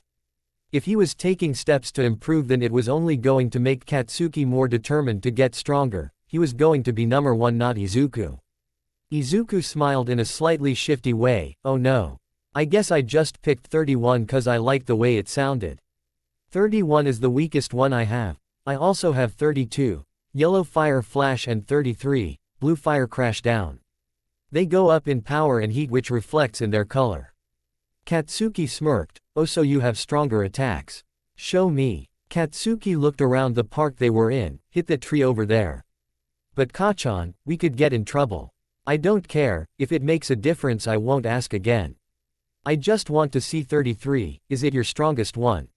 Izuku had that look on his face when he knew something was a bad idea, but also knew it was pointless arguing. Okay, but you have to promise you won't ask again, okay? Katsuki blinked. Yep, you got it. Izuku didn't look very reassured, but he looked at the tree. He raised his right palm and said, Hado 33, Blue Fire Crash Down. The air got warm as flames burning blue flew out of Izuku's hand and engulfed the tree. A second later the tree was gone. The ground around it scorched black. Katsuki was impressed. Normally when Izuku tried using his flames he had to use his sword and the flames would be way larger. This was more focused and would be more useful in a fight. Hey! A women's angry shout got both boys' attention. They turned their heads to see a lady with blue hair and antlers storming towards them. You two stay right there. You're both in big trouble and I'm calling the police. Katsuki was tempted to make a break for it, but one look at Izuku made him groan. Izuku was too nice and followed the rules way too much. It looked like they were in for it now. Katsuki just hoped his mum wouldn't get too mad. XXX. Thank you for bringing them here, officer. Don't worry, I'll make sure to discipline them. And thanks again for not being too harsh on them. All for One gave his best reassuring smile. It was lucky Izuku had told the police officer to bring them both to Todo Midoriya's house. All for One had been able to use his compulsion quirk to make the officer become far more lenient than he was originally going to be. The officer laughed. It's no bother. Boys will be boys after all, but I have to stress that experimenting with your quirks should be at home and not in public. As All for One closed the door, he was thinking about this latest development. The Izuku he met 4 years ago would have never dreamed of using his quirk in public. It was against the law, and in his eyes only villains broke the law. Perhaps the talk about the subpar standards for heroes had had more of an effect on Izuku than All for One had initially planned. All for One made his way through Todo Midoriya's hallway to the living room where two boys sat on the couch, one looking remorseful and the other defiant. All for One hummed in thought, "All right Izuku. What's your side of the story?" Izuku looked at his hands as he said, "Well, Kachan just wanted to see some of the new moves I thought up. It kinda got out of hand but nobody got hurt." All for One chuckled, "Well Bakugo, why did you insist on this? You both know using your quirk in public is against the law." Katsuki scoffed, "It's not like anything bad happened. So we blew up a tree, so what?" Katsuki grew a slightly abashed look, "But sorry for getting you in trouble Deku." All for One frowned, "Deku. I thought you two were friends again." Katsuki looked off to the side. "Well, I started calling him that when everyone thought he was quirkless. I was going to stop calling him that but Izuku said he didn't mind." All for One turned his head to look at Izuku questioningly. Izuku looked a bit put on the spot but said, "Well, my friend Yoruichi said that I shouldn't think of Deku as a negative but use it as motivation. Show everyone that I'm not usual. SS and help show other people who get called that they can do it." All for One smiled as a grandfather should, "That's an excellent mindset my boy, but who is Yoruichi? I thought Bakugo was your only school friend." Izuku scratched the back of his head, well she's someone who works in a shop and had some good tips about how to control my quirk. The shop owner, Kazuki Urahara, actually gave me the idea to make my moves smaller and more precise while suggesting I name them Hados." All for One carefully kept his face as one showing slight curiosity but mentally he was celebrating. Aizen had told him all about Urahara and his intellect. In a way, All for One had Urahara to thank for his newest set of powers. Adopting a thoughtful look, All for One said, "Izuku, could you tell me this shop's address? I'd like to meet these friends of yours who sound like nice people." Izuku's face brightened when he realized that he wasn't going to get in trouble for keeping secrets. "Sure thing Gramps. I bet you'd get along great with Kazuki." All for One allowed himself a genuine grin. He'd heard enough about Urahara to know that he couldn't manipulate him, but perhaps if he laid some breadcrumbs Urahara would realize that All for One had been contacted by Aizen. It never hurt to have contingencies, and having the man Aizen admitted to being his intellectual superior watching his back could be an unexpected boon. XXX. Deku, your grandpa is kinda weird. The boys were walking home and Izuku looked at Katsuki, "What do you mean?" "Well, he just seems kinda weird, that's all. He kinda looks like that tiger at the zoo. Remember? The one the keeper said was captured a week ago. Your grandpa sometimes has the same look in his eyes as that tiger." Izuku laughed, but there was a touch of concern in it. "I think you're seeing things, Kachan. I mean, I guess he can kinda look a bit intense, but it's not like he's some animal looking for prey." Katsuki shrugged, "Whatever, I know what I saw. I'm just saying keep an eye on him, will ya?" Neither boy realized that by using an enhanced hearing quirk, All for One had taken that he was privy to Katsuki's concerns. XXX. All Might slammed his fist down on Sir Night Eye's desk. "What do you mean the trail's gone cold? Your sources all verified the reports we got from the leak in the taxation office. We were finally closing in on All for One, and now you say it's as if he's vanished." Night Eye pushed his glasses up his nose. "It's as I said, he stopped using the accounts linked to the leak. Since All for One keeps everything hush-hush, we merely lucked our way into that information. Without continued use of the accounts we can't trace where the money goes, and just like that our only lead is dead." All Might started pacing around the office. "It was either that or punch the desk again. But now we know he uses those accounts, right? So why can't we just go to the address listed for the account holder?" Night Eye suppressed his urge to sigh. He couldn't blame his mentor getting this wound up. All for One was responsible for Nana Shimura's death. It's not that simple. The account holder is most likely one of his underlings who, under instruction from All for One himself, would most likely have a squeaky clean record. We'd have no hope of obtaining a warrant for the holder's arrest, especially on the word of informants who are likely expendable. If we act on this information now, we risk revealing our sources as well as the leak at the tax office. All for One has made a small error and not seen how risky it really is. Our best course of action is to wait. Once he uses the account again we can trace where the money goes, and if it proves to be for criminal purposes we'll get our warrant and most likely All for One's location." All Might growled. "You expect me to just sit and twiddle my thumbs while Nana's killer is out there causing more pain and death every second?" Night Eye got to his feet. "If you act now you risk All for One slipping away for God knows how long. Yes, waiting now means he gets to spread more crime, but we know he will eventually use his assets again. However, if you act rashly and let him pee away, then all the pain and misery he spreads afterwards will be on your head. If Nana meant that much to you, then you need to hold on to that anger and wait. Stop acting like a rebellious teenager and more like the #1 hero." All Might grit his teeth but was forced to see the big picture. He wanted nothing more than to bring Nana's murderer to justice and have All for One rot in jail, and the best way to do that was listening to his level-headed sidekick. "Just you wait, All for One. The pain you caused me is going to be returned 100-fold. XXX. Hana Takeshi could do nothing but stare up at the ceiling in horror. She had no idea what was happening. All she knew was that she had woken on a table in a room that could be any office in the city, unable to move. She wasn't restrained in any way as far as she could tell, but some kind of force was pressing her into the table, unable to move a muscle, not even her eyes.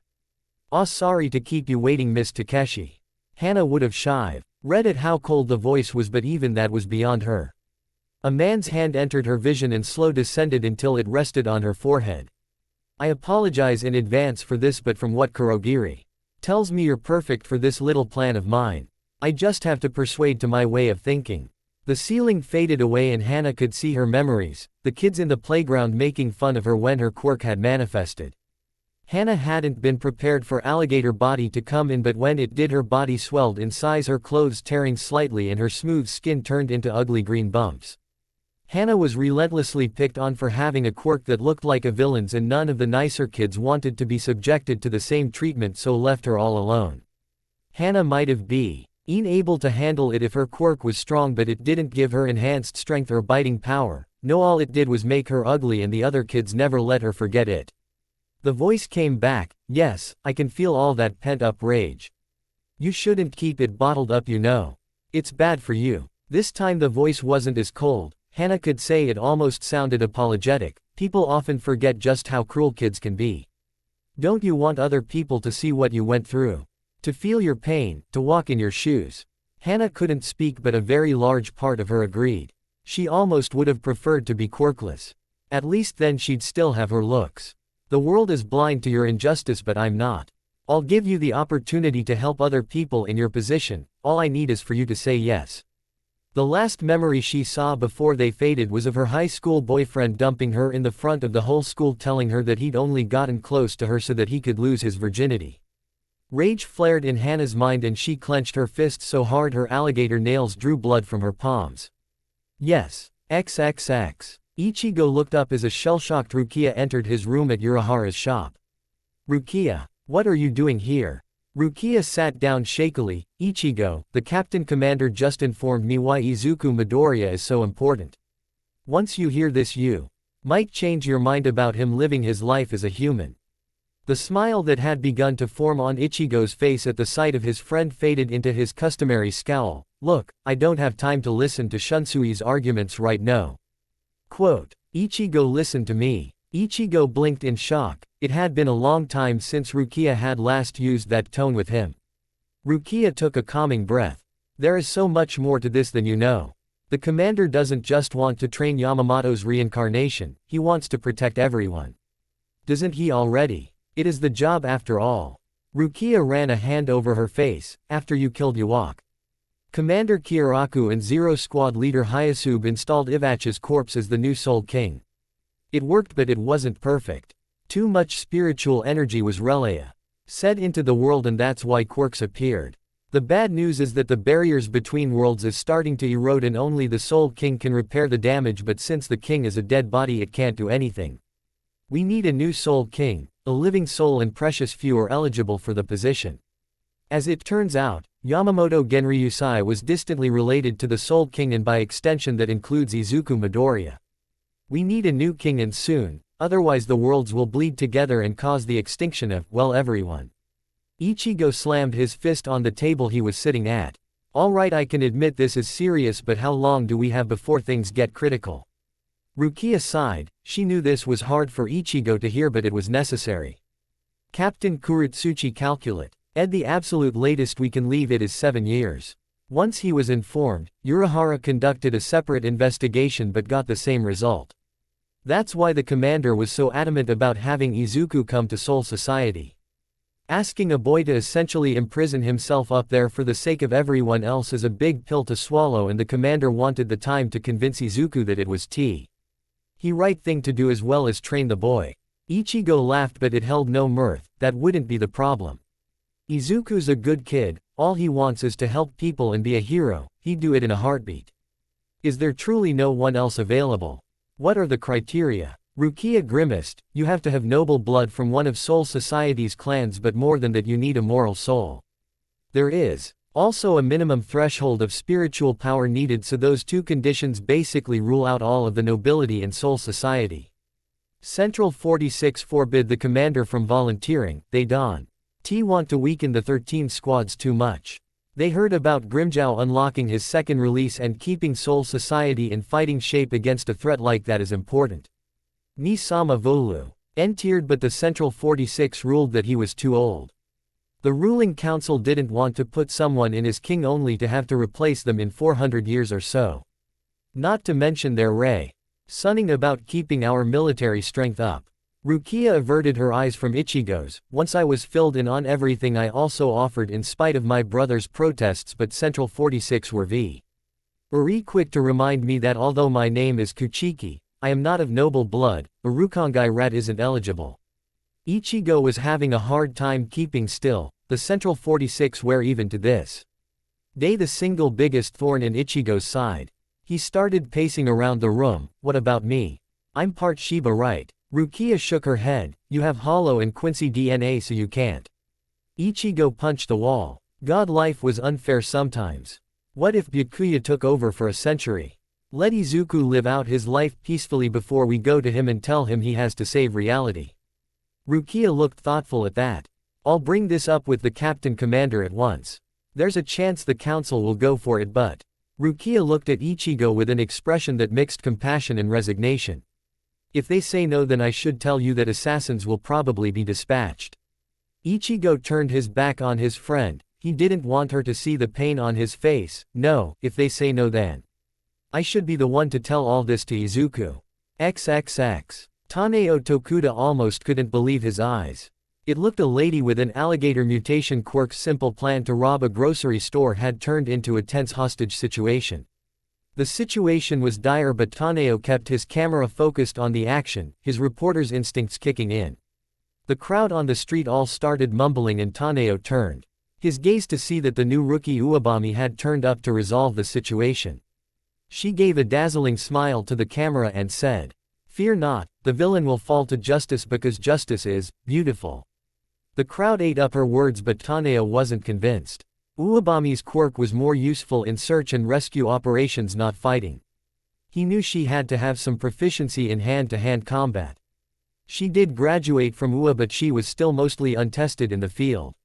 Evidently the villain could see the writing on the wall, and she shouted, "All right, I know I can't take on a hero, so I have just one demand before I give myself up.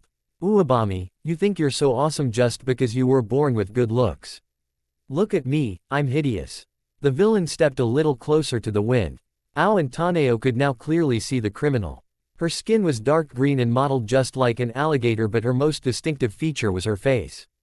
Her jaw elongated outwards, not terribly long, but enough to remind you of a snout, and large incisors that couldn't be contained in her mouth were visible. She gnashed her teeth before speaking again. "I want everyone to see that you're not as beautiful as you seem. Shave your head and show the world how ugly you are, and I'll let everyone here go. Perhaps you'll get ridiculed and bullied just like I was." The crowd all turned to see what Uwabami's response would be. Taneo could see shock give way to smug superiority. Schooling her features into a considerate state, Uwabami said, "I see your point, but heroes never negotiate with villains. If we did, then every villain would do so and chaos would reign supreme. Now, why don't you just surrender?" The villain scoffed, I'm not asking for anything outrageous. I don't want people released from jail or mountains of money. All I want is you embarrassed.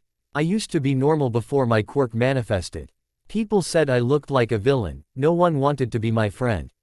I've seen you on TV, flaunting your body and looks all for money and fame. I just want a small piece of revenge on you for society's views on beauty. Taneo could almost feel the people around him consider the villain's words. Truly, the demand was reasonable and it wasn't like people would suddenly turn on Uebami just for having a shaved head. No, it was far more likely she would be praised for it. Why wasn't she just shaving her head and being the hero she said she was? It was almost as if Uebami could feel the crowd turning on her, and instead of handling it like a pro, she got annoyed. Even if I shaved my head, I'd still be more beautiful than you, Scaly. Taneo had seen enough in his career to tell when a situation got out of hand and that this situation had gone from bad to worse. If he were a betting man, Taneo would say that Scaly was a term that had been used a lot to torment the villain in the past. His thoughts proved to be right on the money as the villain got enraged. Scaly. Fine, these deaths are on your head. The criminal grabbed a boy with green hair and pulled out a knife. She made to stab the boy in the chest, but an old man threw himself in the blade's path. The boy cried out in horror and clutched the man in desperation. Uebami leapt into action, crashing through the glass window and punching the villain in the face. Taneo kept his camera on the action, but his gaze was drawn to the boy, who had tears flowing down his face as he cried out for his gramps to hold on. His ability to lip read let Taneo know that the old man said that he was proud of the kid, and Taneo tore his eyes away from the man's last moments. It felt like he was intruding on an intensely personal moment. XXX. The world had faded away for Izuku, all of his attention was on his grandpa who lay dying in his arms. It's okay Gramps, just hold on. Quote. Todo Midoriya gasped in pain, I'm proud of you Izuku. He coughed and bloody mist filled the air, remember to keep your promise. Izuku was momentarily stumped, what promise? But he soon remembered, he was going to be the #1 hero and show people how heroes should be. Izuku gave a weak smile, tears still streaking down his face, I will Gramps, don't you worry. The light left his Gramps' eyes and grief filled Izuku's heart. This couldn't be happening, things like this happened to other people, not him. Not his grandpa, not after losing his dad. Sobs shook his body, and if Izuku had been paying attention he would have noticed that no soul rose up from Todo Midoriya's body, but as it was, all Izuku could think was that his Gramps was dead. A hand on his shoulder made Izuku look up and he saw Uebami giving him a reassuring smile. I'm sorry young man, are you hurt? Are you okay? An uncharacteristic rage took hold of Izuku. The surrounding air grew extremely hot and flames slowly came to life over his skin. Utter loathing filled Izuku's eyes as he looked at Uebami. My grandpa is dead because you care more about your looks than doing the right thing. You're not a hero and you never will be. Even though Izuku wanted to lash out at the women responsible for his Gramps' death, there was still enough of him left that he didn't. He hugged Todo's lifeless hand to his chest and ignored the world. Just you watch Gramps, I'm going to be the #1 and make heroes act the way they should. Izuku resisted the urge to roll his eyes as he watched Ichigo finish off the latest hollow to haunt Musudafu. Izuku knew Ichigo meant well, but it was time he got some experience fighting hollows. He was 13 now, far from the defenseless kid Ichigo had met all those years ago. Ichigo flash stepped in front of Izuku and seemed to pick up on his protégé's annoyance. Alright, I know I said you would get the next hollow, but his one had some nasty spiritual pressure. It would have given you a bigger fight than you seem to think. Izuku gave a reluctant nod. I know, I can sense just as well as you, he said. Would it have been a risk? Sure, but how am I going to improve unless you give me a chance? Not to mention that if things did get that bad, you were nearby to lend a hand. Ichigo seemed to get embarrassed there. That's an excellent point, one that I can't really refute, but remember you are still 13, he said sheepishly. I know you want an opportunity to prove yourself, but 13 is too young. I was teen when I got my Shinigami powers, and students in the Shinigami Academy are equivalently the same age when they go out on their first hollow expeditions. I know you must feel stifled, but I only have your best interests at heart, Izuku. Izuku smiled and said, "Okay, but next time I'm going to jump in before you get a chance. Now, let us have a spar, it's always good to get some training in while you're around." Ichigo's smile got a little strained. "Right now, we're above the city, wouldn't it be better to use Kazuki's basement?" Izuku took the choice out of Ichigo's hands by flash stepping behind him, slashing with his sword. Ichigo blocked the blow with his left-handed trench knife. "Too bad Yoruichi told me to be more assertive," Izuku said, smirking. Ichigo tried to flash step away and gain some room for himself, but Izuku was hot on his heels, a grin on his face. Neither of them was trying too hard, but it was fun dashing across the sky. Izuku flashed underneath Ichigo before pointing his right hand. Hado 73, Twin Lotus, blue fire crashed down. An enormous burst of blue fire threatened to burn Ichigo before he flash stepped away. Ichigo held up his hand. "Enough. If you really want to continue, we can continue in Kazuki's basement. There's a good chance of collateral damage out here, but that attack was excellent." Izuku shrugged. "I'm not some battle maniac, I just want a chance to show you that I'm not weak. I know you're way stronger than I am, but I really want to deal with the next hollow that shows up." A small smile crossed Ichigo's face. "All right, but at the very least I have to tell you something. Soul Reapers that have spiritual energy equivalent to lieutenants and above are marked with a seal. This seal prevents their large spiritual presence affecting the world and people around them by only allowing them to use 20% of their power." He smiled and continued. "Now, years ago Kazuki could sense your potential and placed one of these seals on you. While you're not at a lieutenant's level yet, you're quickly getting there. I'm going to show you how to disable and reapply the seal, so that if there comes a time when you are fighting for your life, you don't die while fighting at only 20%. A small flare of anger filled Izuku before he squashed it. True, the seal had been applied without his knowledge, but it was for a good cause, right? He had been training at 20% of his power this entire time. Ryujin Jaka spoke up. "Yes, that's all true. I would say quite confidently that with the seal off, you would be at a third seat's level. Only one rank below a lieutenant.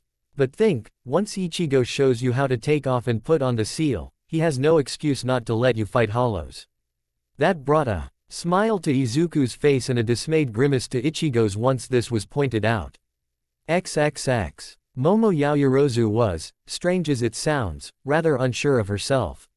Her parents had come up with the idea that since the pro-hero Endeavor had a girl the same age as their daughter, that it would be a good idea to build connections in that area. It had taken some time and multiple meetings before Endeavor had agreed to allow his youngest daughter to attend for lack of a better word, a play date. Momo had attended all-girls schools the entirety of her young life, but none of that experience prepared her for the enigma that was Shoko Todoroki. Shoko was quiet but not shy. She didn't say much but was happy to study together in the Yaoyorozu Mansion's library with her. Shoko wasn't simple either, both GIRLS had been learning subjects above the average middle school's curriculum. So, Momo was unsure about how to connect with the girl sitting across from her. The cooks had prepared some very nice soba at Shoko's request, but while that seemed to ease the awkward atmosphere, the quiet remained. Momo was no psychiatrist but had read a few books on the subject, enough to realize that there was something bothering Shoko but not enough to know how to help. Talking about heroes had been the one bright spot of the play date. Turns out Shoko was a big fan of All Might. Thinking about how to broach the subject of Shoko's facial scar, Momo decided to just bite the bullet and flat out ask, "Shoko, forgive me if I'm being rude, but have you thought about applying makeup for your scar?" There was a long silence. Long enough for Momo to think that she had grievously overstepped her bounds until, "I don't know how, and even if I did, I don't have access to makeup. Father doesn't like me being too girly." Momo blinked. That was unexpected, but now there was a new way to connect.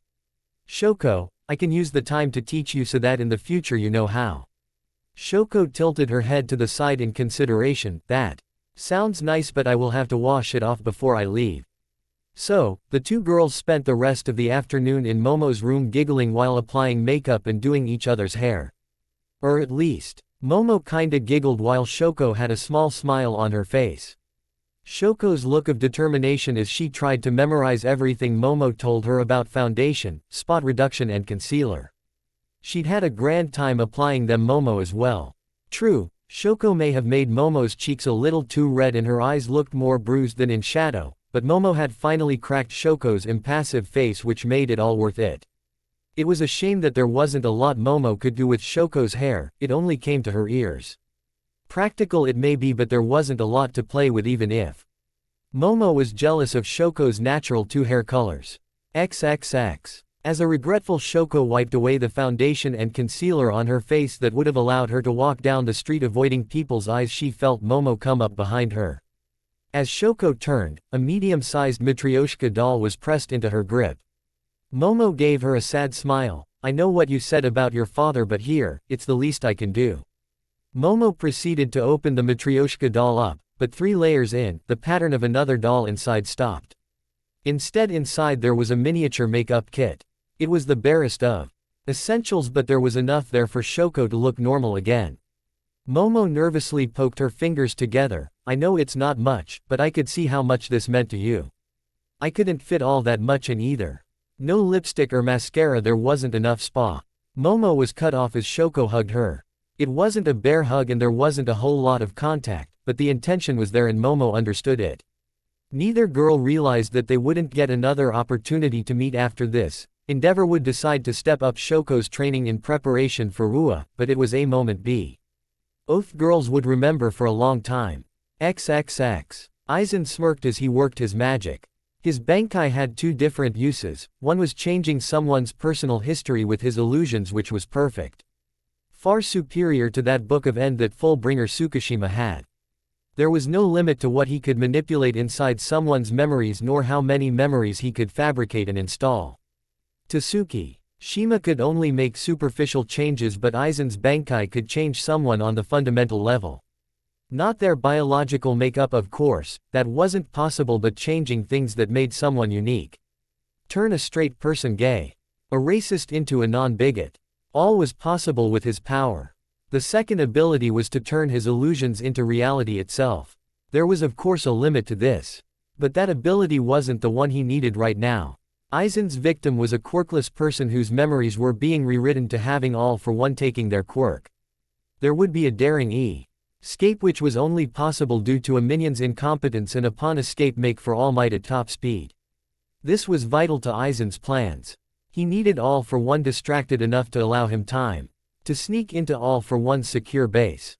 Whoever won the ensuing fight was irrelevant. Aizen only needed the time to steal what he needed from All for One. It would then be a simple matter to release the victim nearby All Might's hero agency and watch events unfold. Sure, there were holes in the story, but only upon careful examination would they be uncovered, but Aizen was counting on All Might's OT head to overpower Sir Night Eye's intellect. Knowing of All Might's hatred for All for One allowed Aizen to accurately predict the number one's actions. All Might would head straight towards one of All for One's safe houses and promptly tear it apart, searching for his enemy. XXX. All Might felt his heart break as he watched young Jin break down in his office while speaking of his time in All for One's care.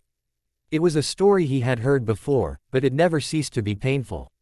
He managed to keep his voice level, however, as he asked, "Do you know the rough location of your prison?" It looked like the area where all the ship containers are kept. You know, they all sit in separate piles. Night Eye pushed his glasses up. You would have passed at least 3 other hero agencies before getting to this one. Why come here specifically? Jin had a terrified look in his eyes. All for One had a message for All Might. It's time to settle things, hero. If you're not here midday on the day of Jin's escape, I'll blow up a hospital. All Might didn't even wait to hear anything else. He was out the window and leaping through the air to the rough area outlined on the map Jin had been given. He gave no thought to the incredulous response of Night Eye that he barely heard or time to consider how it would be a trap. No, All Might thought about is the bloody face of Nana Shimura and how it was time for justice. XXX. Izuku had barely started eating his lunch when he felt a surge of spiritual energy somewhere in the distance. Ryujin, is that who I think it is? Yes, that signature feels like your grandfather. Not sure how this has happened, but you should check it out. What about school? Do you want to stay bored for another 3 hours or see your grandfather again? Hurry up, brat. Izuku didn't need any more prompting, leaving his food and Katsuki behind with a flash step. It had been 3 years since Gramps' death, and he was going to see exactly what was going on. XXX. All Might felt his smile turn a little bloodthirsty as he gazed down at All for One.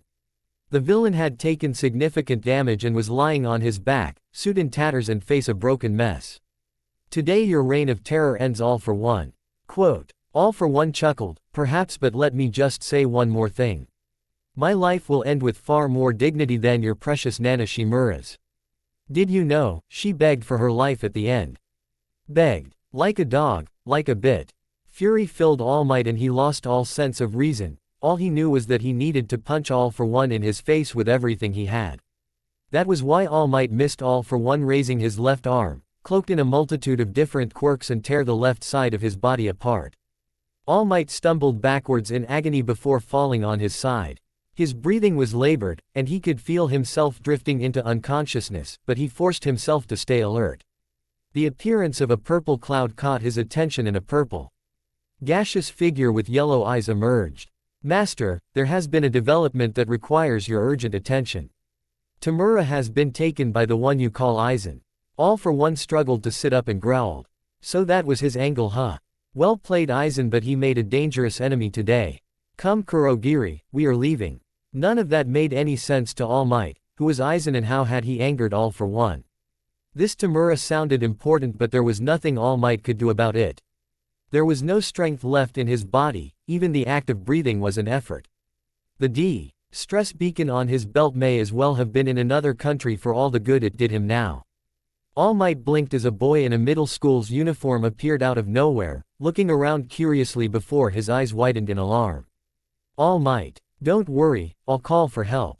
All Might coughed and summoned the very last bit of his strength. No, young man, come here. Tell me, what do you want to be? A hero. Someone who saves people with a smile, just like you. Blood trickled out of All Might's mouth. Good.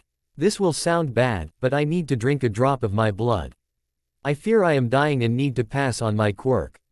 Talk to Gran Torino and Sir Night-Eye, they will tell you everything you need to know. The boy's mouth dropped open in shock. What are you talking about?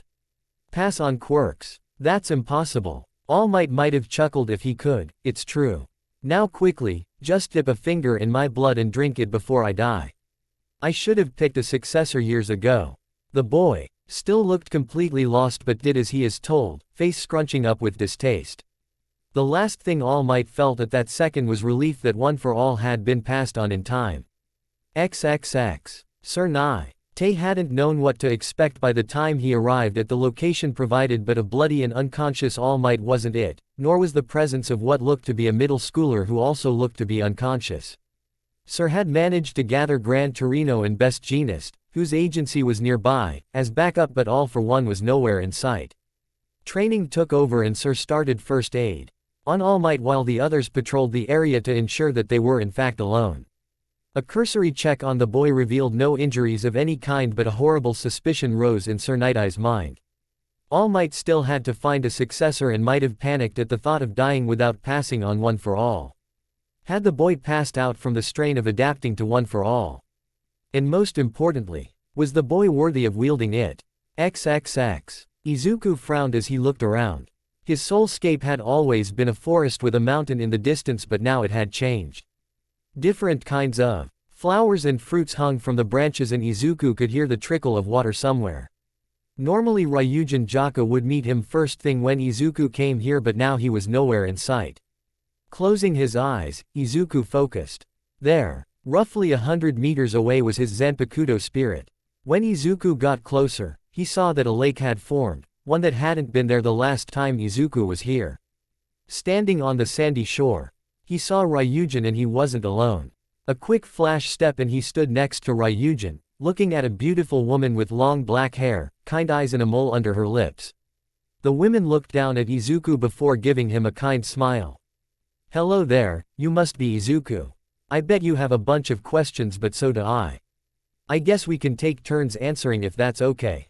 Izuku nodded. Alright, well, you know my name, but what's yours? She extended a hand. Well, I used to be called Nana Shimura, but, in this instance, would it be more accurate to call me One for All? I don't know, but it's a pleasure to meet you.